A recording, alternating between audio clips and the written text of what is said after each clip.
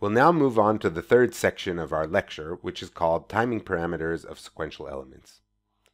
So we have some timing definitions that we should get to know. The first one is propagation delay, TCQ. The second one, setup time, Tsetup. And the third one, hold time, Thold. Sometimes we'll also mark Tsetup as TSU just for short. Okay, and here we can see a basic waveform of our of how our register works. So we're talking about a flip-flop, a D flip-flop. Okay, and as you can see, there's a D input and a Q output and a clock input, which is edge triggered, which we can see by this little triangle over here. And what we have over here, if we look at the clock and the D input and the Q output in a waveform, we have the clock going up, its edge, positive edge triggered. So we mark the middle of our clock transition as the 50% point. And what we have here is we have, first of all, TCQ, which is the time between when the clock, the TC to Q, arrives at the Q output. And so some delay after the clock rises, we have the data stable at the output. That's our first parameter, and that's basically the propagation delay of this register. And Tsetup and Thold, they basically define the timing window around the clock where the data has to be stable in order to ensure that the register works. So we'll be discussing this exactly, but since setup is the time before the clock edge rises, it has to be stable. The positive direction of Tsetup is in the left pointing direction, which would usually be negative. For hold, it's the time that the data has to be stable after the clock edge rises, so that we take the positive in the right direction. Notice that the window around here, it has to be positive. In other words, Tsetup and Thold have to provide a window that's larger than 0. They can both be negative. In the case that Thold is negative, we actually would have this end edge over here. In the case that Tsetup is positive, we would have this end edge over here. But the actual size of the window always has to be larger than 0. So a so a negative Thold has to be smaller in absolute terms than the Tsetup value, and a negative Tsetup has to be smaller in absolute terms than the Thold value. Well, let's go over this one by one, and we'll start with propagation delay. So as I said, propagation delay, or clock to Q delay, or for short TCQ, is the time from the clock edge until the data appears at the output. So we from the clock to the Q, that's the path through the flip-flop. Remember that a flip-flop is opaque at all times except for on the rising edge of the clock. So this TDQ path basically doesn't exist at all. The data arrives here at D, and it waits. It waits and waits and waits until the clock rises. And once the clock rises, the D value goes over to the Q. So in a timing perspective, this is the timing path from clock to Q, not from D to Q. This can be a little bit confusing at first for people who are new to this. So let's see how it works here. We have our D input, which again we just drew with some transitions over here. We have our clock that keeps rising every time period, and we have our Q output. And we see that once the clock rises, we sample the value of D over here, and so the output rises to be the value that we had here. Again, the clock rises, we sample the value of D, which is now low, so the clock has the output has to fall sometime after the clock sample. And again, here we sample the input, which is now 1, so again the output has to rise at some point over here. Well, the TCQ we see here is the time it takes from, let's say, 50% of the clock until we get 50% of the output rising. That is for a rising output, so it's a TCQ L to H, low to high, and we have to differentiate between a rising output and a falling output. In fact, when we go into better models, we'll actually have different time, different delays, different TCQ values for different input transitions of the clock and different output loads, that the different capacitance that, or altogether load that the output of the flip-flop sees. But in our terms, in our general terms, we should always differentiate between the rising and the falling delays, which can be substantially different, such as we saw for any CMOS gate. So let's see, how do we calculate TCQ when we take our circuit, our multiplexer-based flip-flop? So what exactly is going to happen? Do we have to go from D all the way to Q? And the answer is no, because it's not a TDQ. What we get here is that when the clock edge is low, remember that this pass gate is on and this pass gate is off, and anything that changes over here on D is going to go and propagate through this I1, through T1, through I3, through I4, and it's going to reach T3, which is off, and it's going to stay there. And that takes a while to happen, but we don't actually care how long it takes to happen because our change is going to occur only once the clock rises. When the clock rises, what's going to happen is this guy is going to fall, and then this is going to turn off, this is going to turn on, right? And this guy is going to turn off, and this guy is going to turn on. And as this turns on, now we can propagate through T3 and through I6, and then the change will occur, if it's a rise or a fall, on the Q output. So actually, we had our data waiting ready here at the entrance to T3, and all we actually do is propagate through these two gates to get to the output once the clock rises. So this is our whole path, and that's a really short path, and that's a good thing because this is basically our propagation delay. This is our performance metric of our flip-flop, and the TCQ is only really the delay between this transmission gate and this inverter. We can write it like this: TCQ equals T3 plus I6 if those are the delays of the transmission gate and the inverter, and that's relatively short. So that's a really good thing. So that was TCQ. Now let's discuss our T setup as the second parameter. And as we can see here, T setup defines the beginning of this window that we have to ensure that the data is stable. And as I said, T setup is defined in the left pointing direction. So a positive T setup means how long before the clock edge does the data have to be stable. So really that is the definition of setup time. It's the time the data has to arrive before the clock to ensure correct sampling. Okay, so again, here we have our clock rising and rising and rising every time period. And I just marked I highlighted a time before the window. Remember, again, setup is the time that the data has to arrive before the clock to ensure correct sampling. So I took just and I highlighted the time before the clock rises, and somewhere before the clock rises, our data has to arrive, be ready, so it's not going to be able to flip around right close to the clock edge. Okay, so in our first case, our D rose over here, and that was quite some time before the actual clock edge. We had all this time between us. Is it enough time? Well, we go and we take our T setup constraint. Look, T setup time before the clock edge, and we see that the data was stable during this whole time period. It changed before our T setup constraint, and that's good. That means that once the clock rises, TCQ later, we're going to have the output rise. What happens on the second clock edge? Again, we have to look and see if T setup, at least before the thing, our data was stable. And we see the data is stable all this amount of time.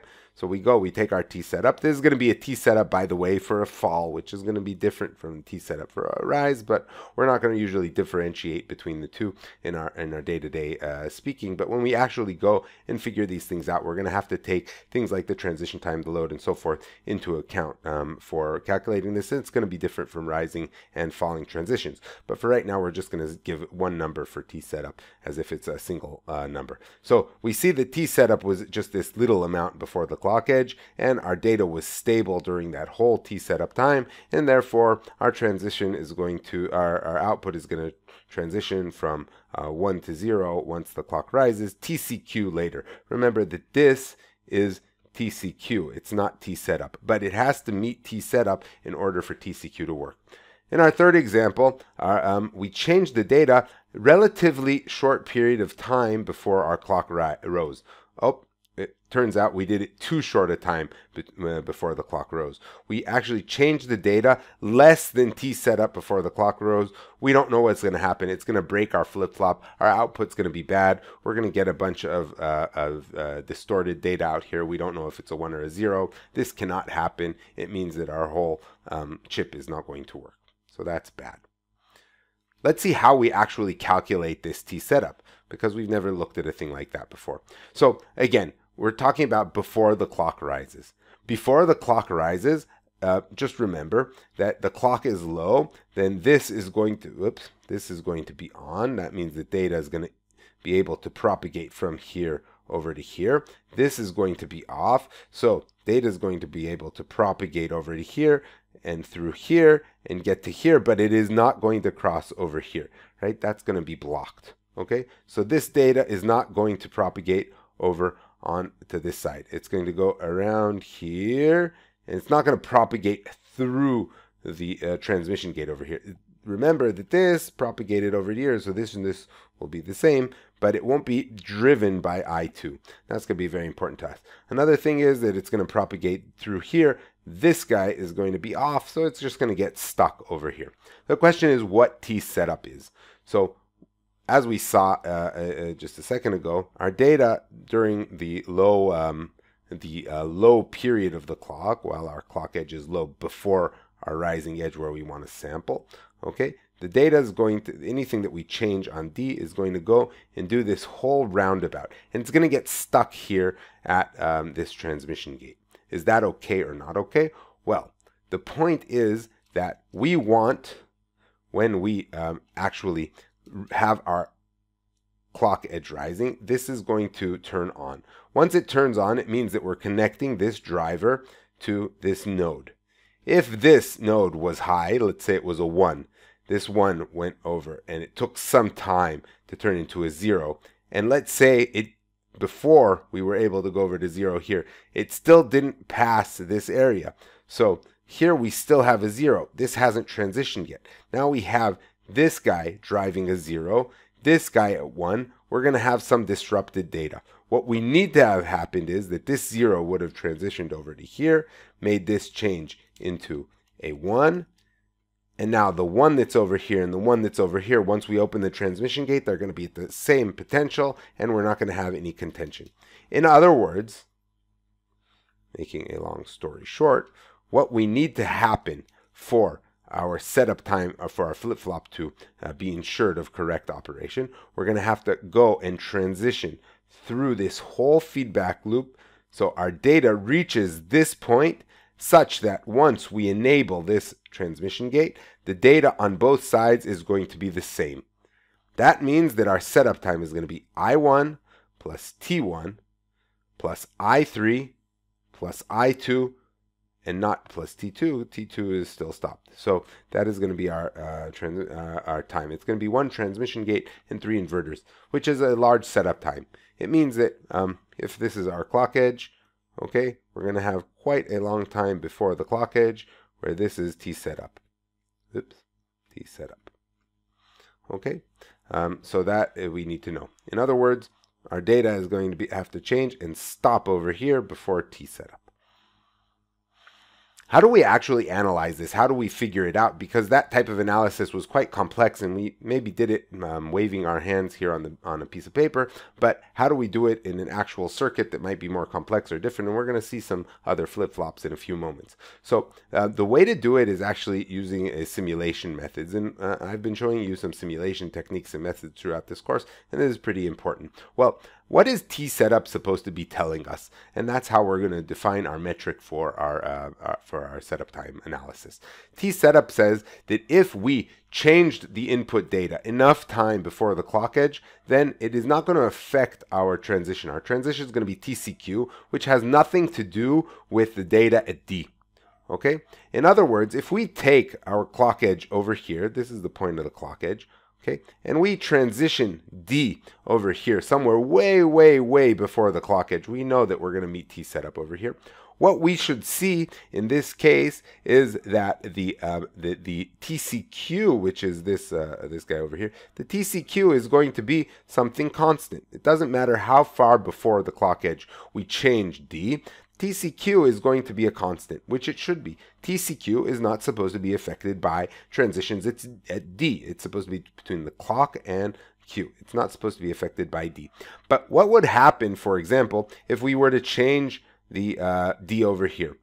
It wouldn't even go and propagate this the transition of 0 to 1 to the output. right? If we change the clock edge, if we change the input after the clock edge. In other words, the transition time, TCQ, becomes infinite at that point, right? It's somewhere at infinity, okay? It doesn't ever happen.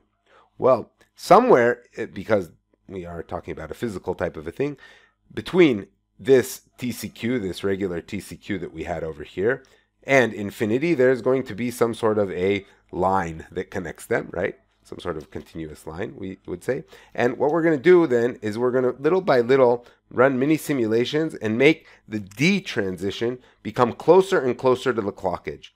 And what we're going to see is that at some point, which you can see over here, up to this point, TCQ was unaffected, but TCQ is going to start getting affected. Why is this going to happen?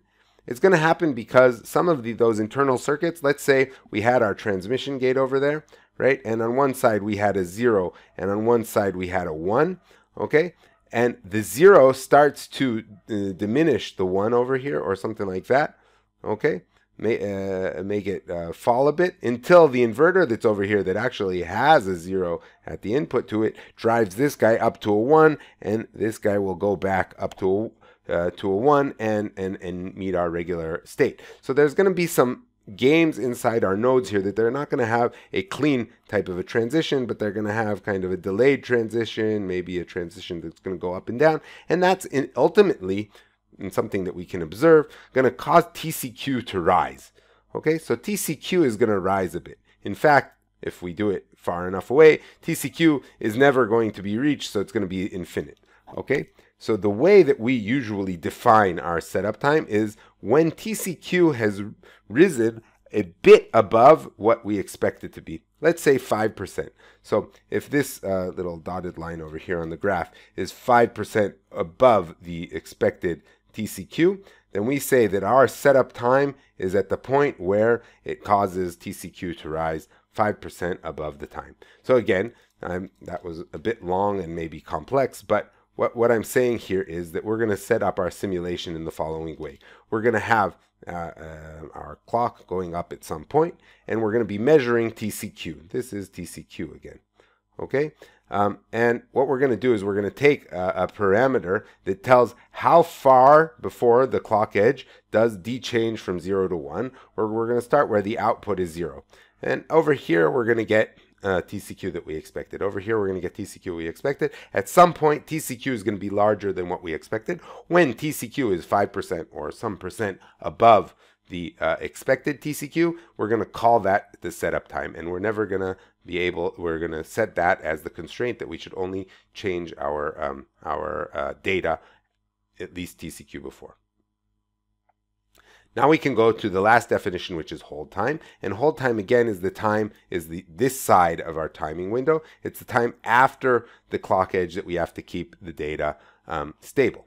So in a similar way to before, we're going to have our clock over here with some sort of a de-changing. And now I'm going to highlight the time after the clock rises and see what happens. And again, we have some sort of a hold constraint. So this is our hold constraint over here. And as long as the data was kept stable, at least till after our hold constraint was given, then our data is going to be propagated TCQ after the clock and arrive at the output. Again, at the second point, we changed our data way after our clock edge, and that's fine. We require it to be stable at least this long, but it was stable this long, so that's no problem. And TCQ after our clock edge, we're going to get the data at the output. But of course, in our third example, here's our clock edge, and really soon after our clock edge, we change our input data, and that's less than T hold time, and we don't know what's going to happen. We're going to have a catastrophe on the output. Okay? What would really be nice is if we could make hold time negative. So in fact, even if we would change our data at the same time as the clock edge, we would still get our good output. That is what we would enjoy. That is what we would want, but it's not going to always happen. It just does happen in our standard flip-flop. So let's take a look at this.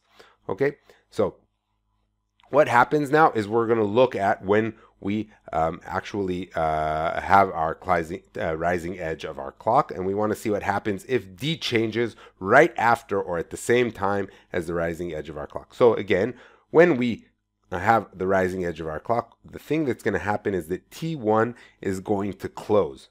Okay, if T1 is closed and D starts changing, nothing happens because there's a propagation of the inverter here until that toggling happens on the output of it, and it hits this transmission gate, and nothing inside our circuit is affected at all. Okay, that's very good. But what if we started toggling this earlier?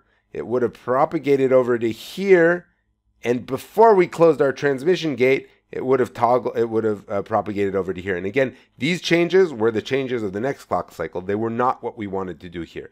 That's not good. But that happened actually before the clock edge. How much before the clock edge? I1 before the clock edge. So what we're saying here, and that's kind of complicated or confusing, is that we need our data to be stable at least I1 before the clock edge. And remember, hold is defined as after the clock edge, so before is a negative. So our hold, in fact, is going to be negative of the propagation of I1. So our hold in this case is going to be negative I1 as long as we do not change our D input, at least I1 before the clock edge. It's going to be fine on a hold point of view. Okay, so that's negative I1, and that's a real good case. We like a negative number in hold. We like it in setup as well, but we cannot have negative hold and negative setup, or else we would have a less than 0 sized window, which again, we can't have a stable window that doesn't have a positive size. So just as a last point over here, a register, as we saw, it only samples on the rising edge of the clock. Okay, that means that the only timing path we have over here is from clock to Q, and so we don't care what happens over here. We just need it to be outside, any change over here outside of this window that we called from T setup to T hold, but it doesn't actually affect the propagation through the gate.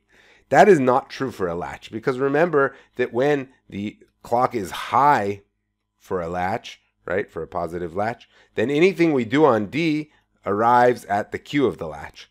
And how long after arriving at D does it arrive at the Q? That is called TDQ. And this is a legitimate timing arc for a latch. The TDQ, that's a propagation delay from the data to the Q through the latch during its transparent timing. Latches also have setup and hold time, which means what the time window is around the clock that the D input has to be stable. So that's it for our timing parameters for now, and we will use them later in our static timing analysis constraints.